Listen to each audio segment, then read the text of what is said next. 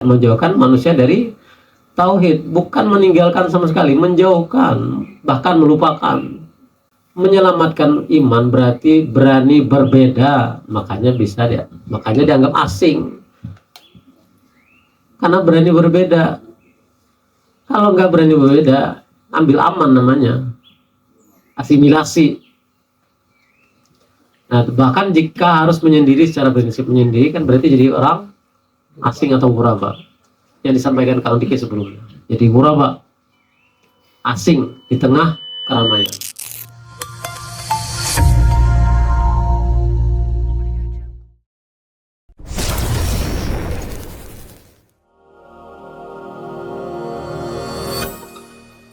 Hari ini judulnya perlindungan dari Dajjal bukan dengan senjata. Jadi kita di sini tidak latihan senjata ya, tapi dengan ilmu, hati yang hidup dan ibadah yang konsisten. Jadi bukan dengan fisik. Jadi teman-teman yang nggak usah pusing mikirkan angkat senjata, kita angkat tangan saja.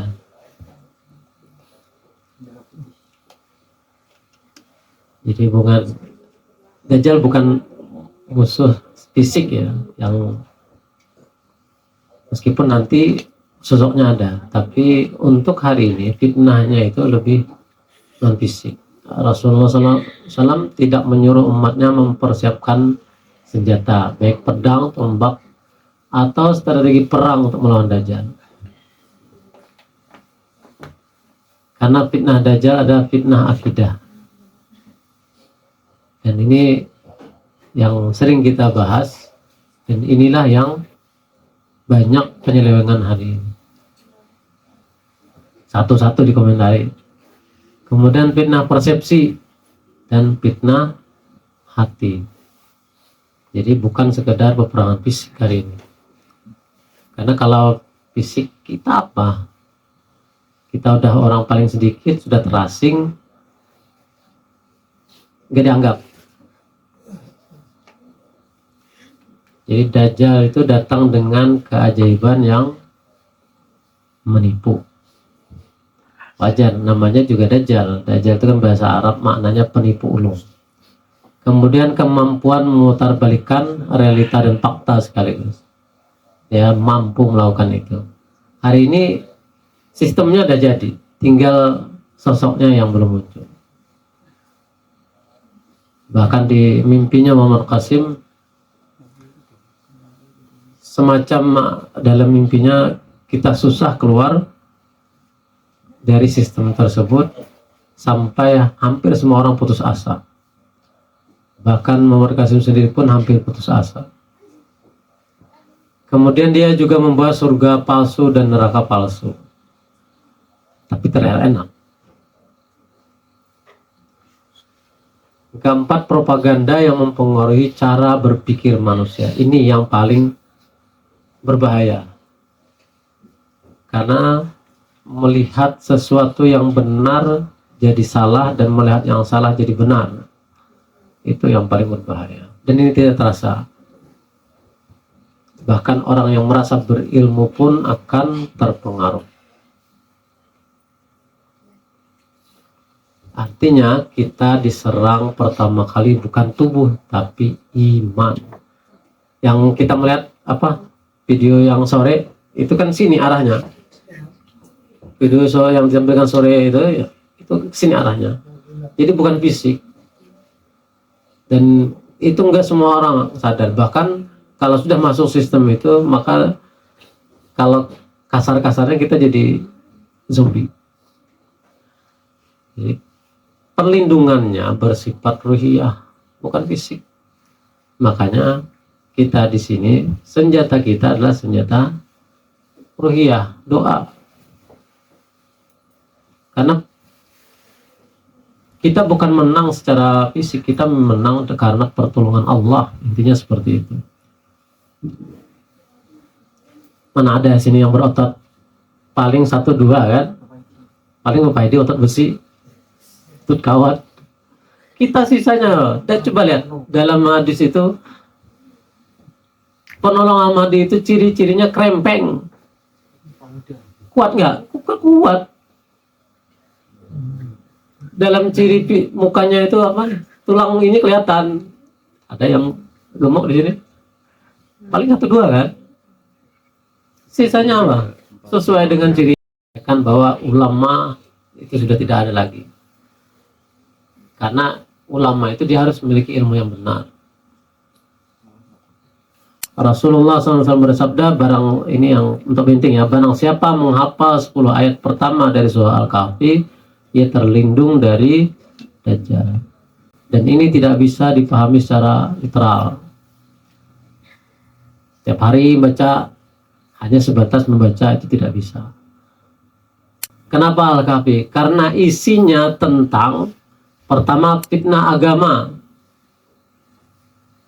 diwakili dengan Ashabul Kahfi.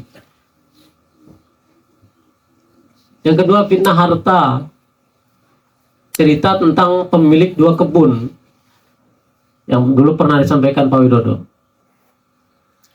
Yang ketiga apa? Fitnah ilmu. Ini yang merasa Nabi Musa pernah merasa lebih hebat dan disuruh belajar kepada Nabi Khidir. Dan lucunya apa yang dilakukan Nabi Khidir bertolak belakang semuanya dengan pemahaman Nabi Musa. Itu namanya fitnah ilmu. Dan hari ini terjadi juga. Yang keempat, fitnah kekuasaan, diwakili dengan cerita Dzulqarnain. Tidak ada 4. Semua jenis fitnah yang akan dibawa Dajjal sudah dibongkar polanya dalam surah ini. Tapi kan kita belum pernah membaca secara lengkap. Kita cuma membaca ayatnya, membaca terjemahannya, tapi belum sampai ke sini. Ternyata disimpulkan ada 4. Jadi fitnah agama, fitnah harta, fitnah ilmu, dan fitnah kekuasaan. Dan ini sudah lengkap. Maka perlindungan dengan ilmu membuat seseorang tidak mudah percaya dengan keajaiban palsu. 70 kali Mi'raj dalam 1 hari, itu kan keajaiban namanya. Kalau percaya itu namanya ilmunya ada yang nggak konslet. Beres ilmunya. Keajaiban palsu. Seakan-akan keajaiban itu adalah karamah. Padahal karamah sendiri pun tidak bisa jadikan patokan. Yang kedua, tidak silau dengan kekayaan Dajjal. Jadi dia nanti menghadirkan tidak orang-orang yang ingin harta, ingin kedudukan itu diberi sama dia, ditawarkan. Kondisi lagi nih, kita lagi sulit, tiba-tiba ditawari kenyamanan. Jadi silau kalau tanpa ilmu. Yang ketiga, tidak terperdaya dengan propaganda aku Tuhanmu. Ini kan bukan literal ya. Kalau dia ngaku Tuhan, mana ada orang yang mau. Tapi kalau dia mempertuhankan diri dengan gaya yang ada hari ini, dengan sistem itu yang kemarin disampaikan dalam video, itu sulit orang hari ini untuk keluar. Bahkan ini kalau kita udah agak lama di sini, kita udah paham. Coba yang baru datang nih, kita tawari HP disita. Itu kan bagian dari propaganda aja. Kita udah terikat dengan sistem, salah satunya HP. Maka kita akan mengatakan sulit karena sistemnya sudah jadi.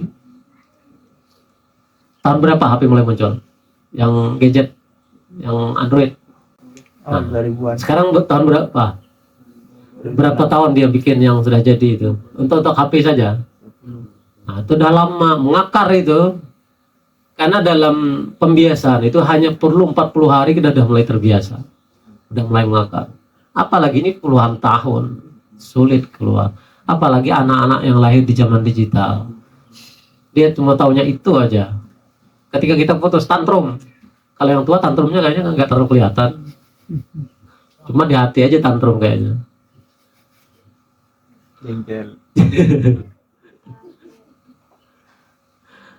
Tuh, mampu membedakan karamah antara karamah dan sihir. Yang dulu siapa yang meninggal tuh? Sai Baba. Nah itu kan Pak pengikutnya banyak sekali itu, bahkan sampai ke Manado banyak pengikutnya. Dia mampu, mungkin wallahualam apakah dia sihir yang dia pakai atau cuma sulap, tapi sama aja kan, menyihir mata jadinya. Pengikutnya banyak itu, bahkan ada seorang yang habis Quran pengen mendebat, malah jadi pengikut. Dia menyatukan semua agama. Saya Baba itu sekarang udah artinya mati juga. Kemudian bisa membedakan mukjizat dengan tipuan, dan itu butuh ilmu, bukan sekedar ilmu biasa. Bahaya tanpa ilmu, orang yang dangkal ilmu menilai kebenaran dari viral. Nah ini hari ini, kalau banyak pengikut, viral kan berarti banyak pengikutnya. Karena tapi viral gampang, bikin viral itu, bikin saja nyeleneh viral. Atau kayak tadi, terkesima dengan 70 kali mi'raj dalam satu hari, mengalahkan Rasulullah.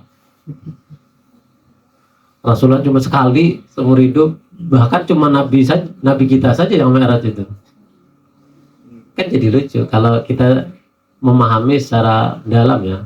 Tapi kalau di luar sana, percaya saja.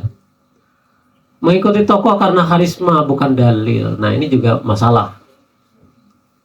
Jadi yang punya yang karismatik itu juga bisa mengubah persepsi kita. Menganggap semua yang spektakuler itu dari Allah, ini juga masalah.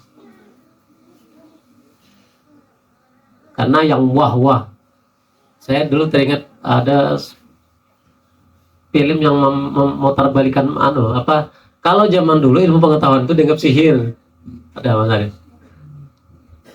Jadi kalau ilmu pengetahuan secara fisika ditampilkan di zaman dulu itu dianggap sihir, tapi hari ini itu nyata, ilmiah gitu kan. Nah, jadi seakan spektakuler itu zaman dulu, ketika hari ini ya biasa aja. Jadi Dajjal bermain di wilayah kebodohan dan ketidaktahuan. Nah, surah Al-Kahfi ini peta iman menghadapi fitnah akhir zaman dan kondisi dunia modern hari ini. Coba perhatikan ayat 1-8 ini bercerita tentang dunia yang terlalu dicintai. Dunia dijadikan indah sebagai ujian, padahal semuanya akan binasa. Kondisi sekarang gimana? Budaya pamer kekayaan, kan di media sosial sering itu, ngipas-ngipas, kadang tidur di atas kasur jadi duit, balik. Jadi gaya hidup di media sosial itu bikin kalau lupa daratan jadi ya, bagi yang nggak paham. Standar sukses sama dengan materi, popularitas, visual. Makanya dulu saya belum kesini ya Pak, jadi waktu itu masih habis sekolah itu diminta 1 tahun, saya ngambil 1 tahun aja pengabdian di pesantren, karena sering duduk di ruangan para ustadz itu. Jadi kalau bulan puasa, bulan Rajab, kemudian apalagi satunya Rabiul Awal, itu kan 3 bulan kalau yang Nahdien ya, undangannya itu full, pagi siang malam sore semua lengkap, bahkan makan hampir bisa dipastikan semua ustadz itu kena diabetes karena makannya. Yang saya tangkap itu gini, ketika kumpul ngomongnya hampir semua saya perhatikan, kamu berapa? Alhamdulillah dapat 1 sepeda motor 1 bulan. Kamu berapa? 1 mobil. Kamu 2 mobil. Wah, enak secara materi, popularitas dan visual itu kan. Artinya standar suksesnya cuma itu, banyak pengikut, sering bawa umrah, sering bawa travel, orang rela melanggar agama demi kehidupan ideal ini. Jadi tapi dia bikin dalil juga. Itulah, kalau paham dalil dan paham cara memelintir, bahaya. biasanya dia paham ilmu usul fikih, maka paham cara melintir. Kalau tujuan untuk yang benar, beda cara melintirnya untuk kebenaran. Ini dia melintir untuk tujuan pribadi. Dunia itu ujian, bukan tujuan. Kalau hati terikat dunia, Dajjal mudah menawarnya dengan surga palsu. Kan di dalam mimpinya Muhammad Qasim nanti kekayaan sama awet muda ya. Nah itu nanti tampilannya. Orang hari cari itu. Di media sosial itu kesimpulannya itu aja. Awet muda sama kekayaan. Gimana mau dapatkan semuanya? Itu tadi dengan surga palsu ditawarkan. Yang kemarin ditampilkan apa? Yang scan mata itu kan gerak, dapat duit kan? Itu namanya surga palsu. Padahal dia dapat data kita, sudah habis sudah itu. Selesai masalah yang kena screen itu. Ayat ke-9 sampai 26 ini cerita Ashabul Kahfi dan tekanan sistem. Jadi mereka pemuda beriman menyelamatkan akidah dari rejim sesat. Kondisi sekarang apa? Tekanan sosial agar agama hanya jadi simbol. Dan ini tidak secara langsung mainnya, bukan pemerintah yang menekan, bukan, tapi sistem sosial. Aturan hidup, dalam bahasanya namanya milah.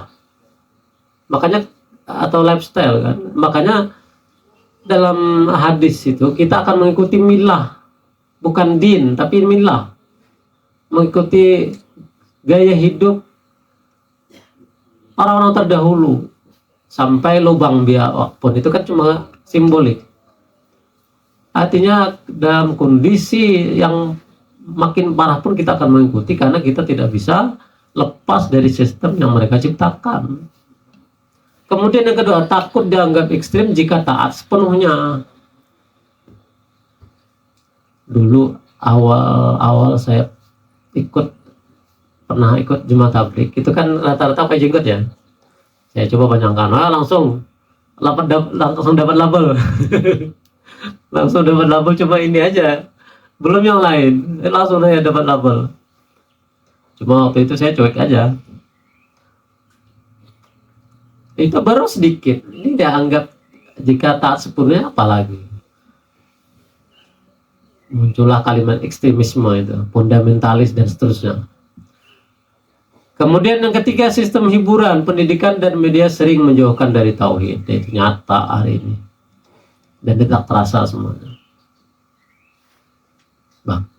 Anak-anak yang tidak merasa, kan contoh yang dulu disampaikan Mas Arif, ketika ada meteor jatuh, itu mereka minta permintaan kan, dan anak-anak ngikut dia. Saya pernah dengar anak saya nanya itu, jadi meteor jatuh, padahal itu kan kepercayaan orang, bukan kepercayaan kita. Tapi tahu nggak dia bisa nggak dia nyari? Nggak bisa. Itu dalam hal dia masuk melalui sistem hiburan kan, melalui film masuk semua, dan itu tidak terasa, diajarinya tidak terasa. Kemudian Tuhan palsu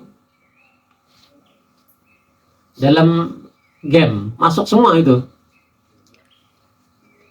jadi menjauhkan dari tauhid. Persis seperti ketika ada orang yang menanyakan kepada ChatGPT, kemana kalau andai kata kau jadi setan, apa yang akan kau lakukan? Ini yang disampaikan, menjauhkan manusia dari tauhid, bukan meninggalkan sama sekali, menjauhkan, bahkan melupakan.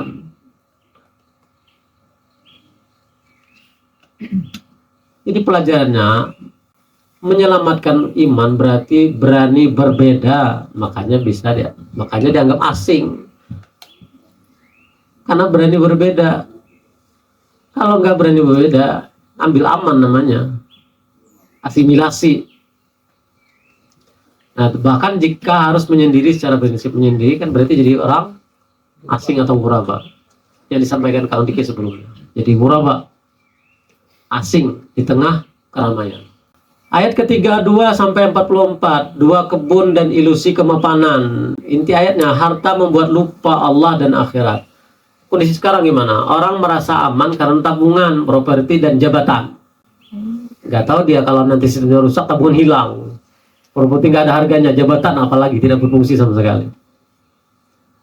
Tapi orang masih nganggap dunia baik-baik saja, meskipun tanda-tandanya hari ini sudah terlalu banyak. Gempa mungkin tiap hari sekarang itu, bukan sekali. Tapi sadar nggak? Walau alam sadar apa enggak? Tapi sudah kita peringatkan. Kemudian yang kedua apa? Kesombongan intelektual dan finansial, merasa berilmu, mengukur nilai manusia dari kekayaan. Dan itu terjadi hari ini. Mengukur nilai manusia dari kekayaan, dan itu nyata hari ini. Semua di sini kita nggak masuk itu lagi ya.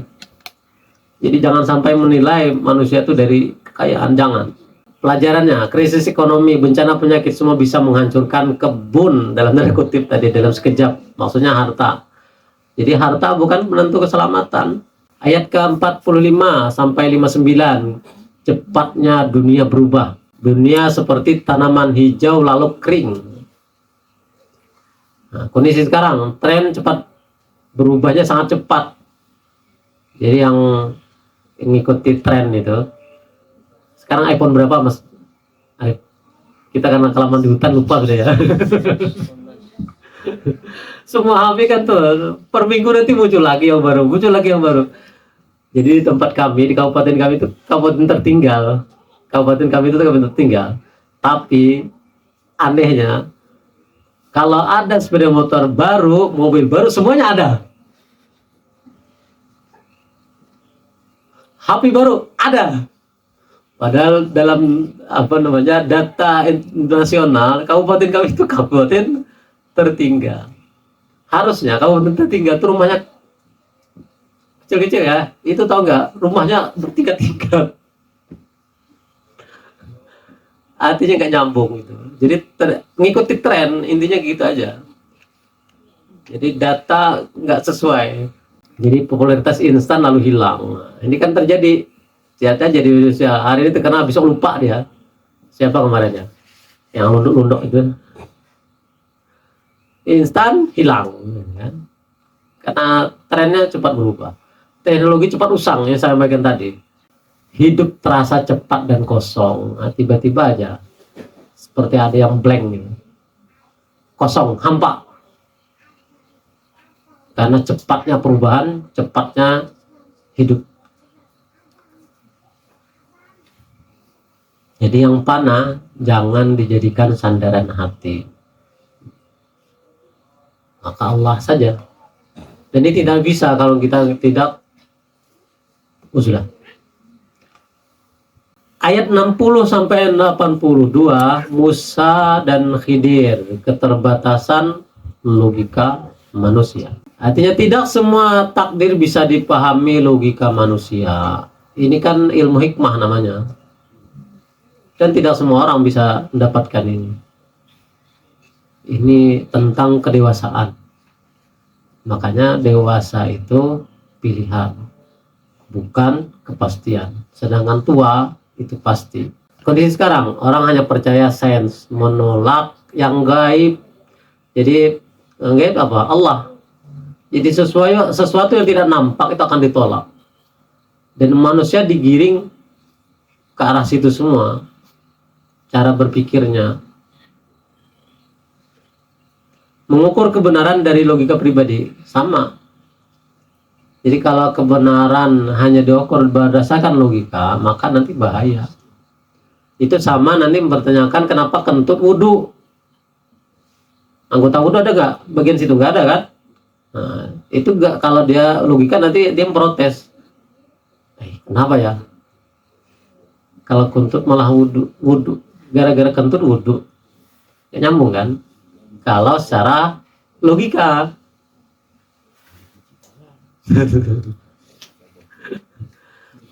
Meremehkan wahyu jika tidak sesuai nalar, parah ini. Jadi dia pengen wahyu itu sesuai nalar dia, itu parah. Makanya ada metode apa namanya? Orang mengkritik Al-Quran itu apa masalah namanya? Hermeneutika. Nah itu kan merusak itu. Jadi jungkir balik jadinya nanti. Dan itu udah terlalu banyak. ketinggalan zaman. Dajjal akan mempermainkan persepsi. Orang yang hanya mengandalkan logika tanpa iman akan tertipu oleh keajaiban visual. Dan ini yang lahir di zaman digital ini yang susah. Karena diajari dia asik sendiri, diajak ngomong dia asik sendiri. Ayat ke-83 sampai 98, Dzulkarnain dan kekuasaan.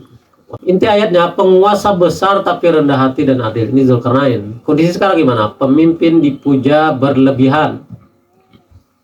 Jadi istilahnya itu apa? ABS ya? Asal Bapak senang. Atau ada istilah teman saya di pemerintahan itu namanya istilahnya belah bambu. Tahu maksudnya belah bambu? Belah bambu itu yang di bawah diinjak, yang di atas didorong ke atas. Jadi kalau kita mau naik pangkat, injak bawah, dorong atas, cepat itu jadi penjilat namanya. Teman saya itu dia sekarang dia camat, setelah camat dia mungkin sudah mendekati jadi kepala dinas sekarang. Kemudian teknologi dipakai memantau dan pengurangi massa. Ini terjadi hari ini. Yang saya takutkan itu, yang kan chip yang ditanam di tangan itu sudah ada ya di uji coba di Amerika. Itu arahnya ke sana. Jadi nanti duit digital dengan gampang dikontrol. Kalau udah yang itu terjadi, sebelum nonton video itu kita kan udah pernah ada filmnya. Film Amerika itu kan mereka sebenarnya pengen seperti itu. Itu kalau terjadi ngeri. Bahkan ada yang film yang duit itu waktu kan di tangan, angka-angka itu. Itulah sistem yang ingin mereka ciptakan. Kalau itu terjadi, mati kita. Nggak ikut mati, ikut juga mati. Intinya kalau mau jadi budak aman-aman saja. Jadi kekuasaan tanpa iman melahirkan tirani global, bukan tirani lokal lagi, global. Pola yang mirip dengan kekuasaan Dajjal. Nanti seperti itu. Ayat 99 sampai 110 akhir dari semua tipuan dunia. Ayat ini semuanya mengumpulkan. Jadi semuanya akan dikumpulkan yang tadi. Amal ditimbang kemudian akan ditampak. Ini kan cerita terakhir ya, cerita akhir. Kondisi sekarang manusia sibuk membangun dunia lupa akhirat. Ini kan tentang akhirat kan. Banyak amal terlihat besar tapi kosong dari iman. Jadi orang merasa, contoh kasus kayak kalau kami di sana, haulan itu mengerikan. Jadi nyembelih sapinya banyak Mas Arif. Bahkan mungkin seminggu dulu udah disiapkan itu masakannya. Dan masing-masing nyumbang banyak sekali. Itu kan tadi terlihat seperti besar amalnya. Tapi kosong dari iman. Mereka menganggap itu besar. Tapi yang mereka lakukan untuk apa? Itu bahayanya. Jadi ngikut yang orang banyak, kemudian ngikut yang viral. Kan viral itu. Sampai yang dari Jawa aja banyak rombongannya tiap tahun. Ada yang dari luar negeri malah. Makin banyak. Jadi macetnya itu bukan 1 ke 2 kilometer. Macetnya tuh 4-3 kabupaten. Bayangkan kalau di Solo berapa macetnya kira-kira yang acara di Solo biasanya? Paling sampai 1 kabupaten kan? Kalau kami di Kalimantan macetnya sampai 4 kabupaten. Bisa bayangkan nggak? 4 kabupaten macet.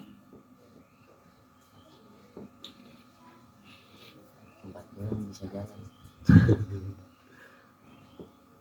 Standar kebenaran ditentukan manusia bukan wahyu. Ya, kondisi sekarang seperti itu. Jadi yang selamat bukan yang paling terkenal, tapi yang paling ikhlas dan lurus tauhidnya. Sama kan yang disampaikan kan Diki, kita di sini sama. Yang selamat adalah yang ini. Yang paling ikhlas dan paling lurus tauhidnya. Dan ini hanya di dalam, susah menilainya, tapi terlihat sebenarnya, tapi susah menilainya, tapi terlihat. Jadi kondisi kita hari ini seperti itu. Makanya wajar kita itu kondisinya sedikit dari yang sedikit, asing dari yang terasing. Yang terasing aja masuk ke sini bisa jadi mental. Karena kita di sana sudah dikekang habis-habisan, kita masuk ke sini dikekang lagi. Jadi karena untuk mencari yang terbaik. Tapi itulah namanya juga ujian dan penyaringan.